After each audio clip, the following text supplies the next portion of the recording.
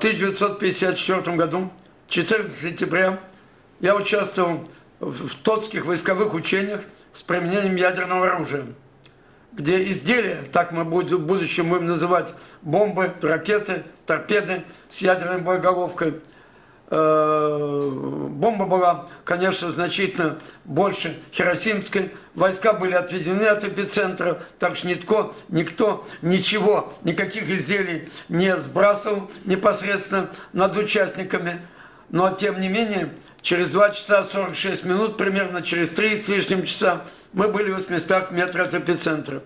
И из моих ребят, а нас было 109 очень крепких и сильных, осталось на сегодняшний день, по-моему, 1-2 в Беларуси и, наверное, 2 в России. Все ушли из жизни, и отнюдь не по возрасту, ибо воздействие поражающих факторов ядерного оружия в воздействиях, радиация стоит отнюдь не априори. И когда нас сравнивают с героями чернобыльских событий, устранения аварий, созданной по халатности, непрофессиональности и неумению руководителей владеть той ситуацией, которая там случилась, то мы совершенно другие люди. Почему другие? Потому что, во-первых, мы создавали ядерный щит нашего государства, чтобы удержать других владельцев ядерным оружием от какого-либо превентивного или, может быть, другого удара. А второе, потому что мы необычайно были горды. Вот мне было 20 лет тем, что нам Родина доверила такое дело. Но была одна необычная вещь. Это подписка, данная на 25 лет, 40 и пожизненно о сохранении военно-государственной тайны, которая нам как бы ставила нас в положение людей, которые будут обязательно защищены. Но оказалось все не так. И не только у нас, и в других странах, владеющих ядерным оружием, об этой категории людей как бы забыли. Забыли, потому что везде эти события были закрытыми. И я вам хочу привести пример, совершенно неожиданный для вас. В общей сложности, если брать испытания в Лос-Аламосе в США и по 90-й год, по прекращению, нет, даже не по 90-й, а по 2007-й, по последний взрыв в Северной Корее, то в общей сложности члены ядерного клуба, это Соединенные Штаты Америки, СССР, Китай, Франция, Англия, взорвали 2049 изделий.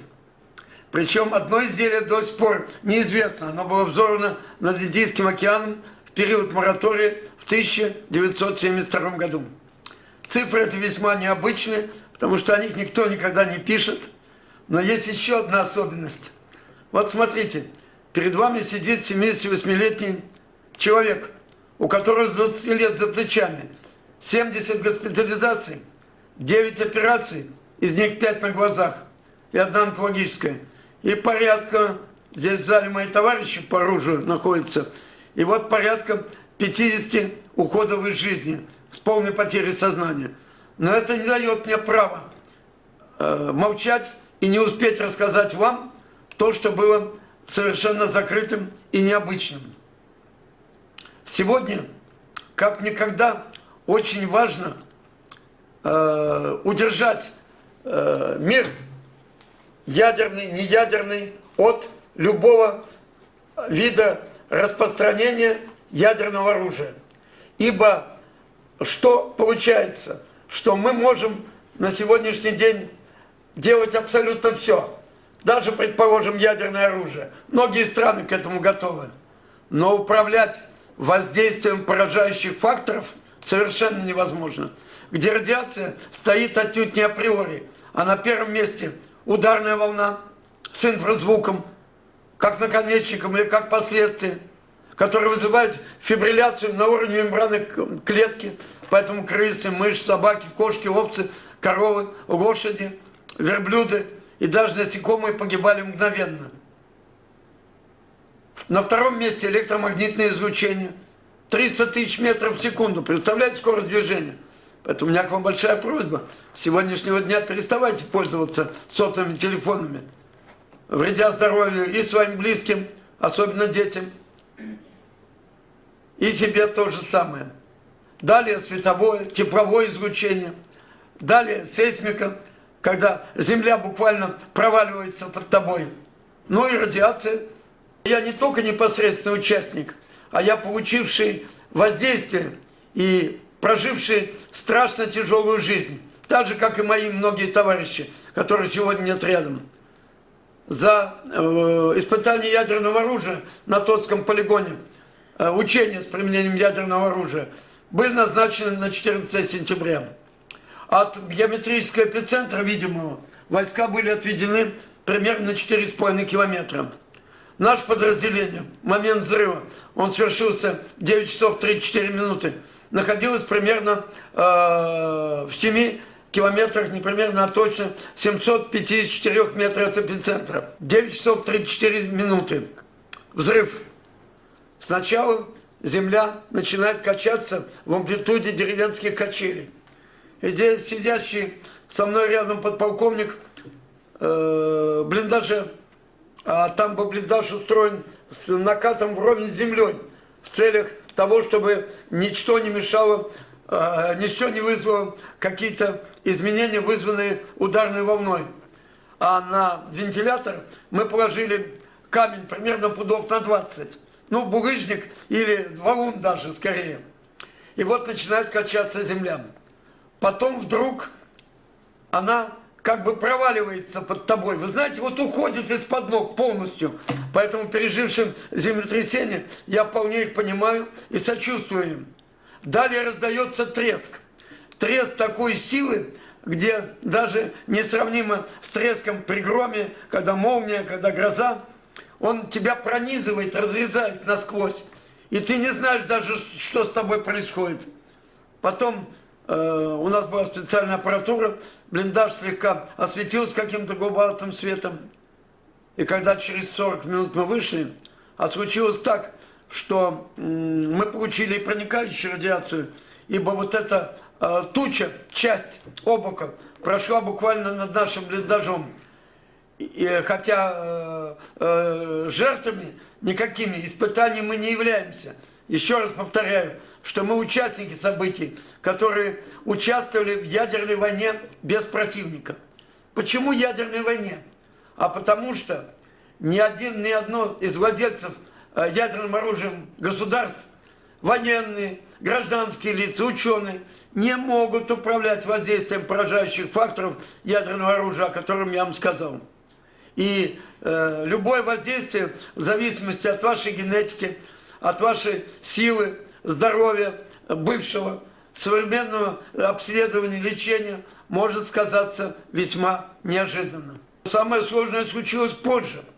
Заболевания есть, отклонения в состоянии здоровья есть, недуги есть, но никому нельзя сказать, где ты был, что ты делал, чем ты занимался. Потому что данная подписка, она чревата любыми последствиями. Не только для нас, для всех абсолютно. Вот должен вам сказать, что мы списались, мы единственный в стране и в мире такой комитет. Кстати, мы первые, кого по программам удалось защитить в социальном плане.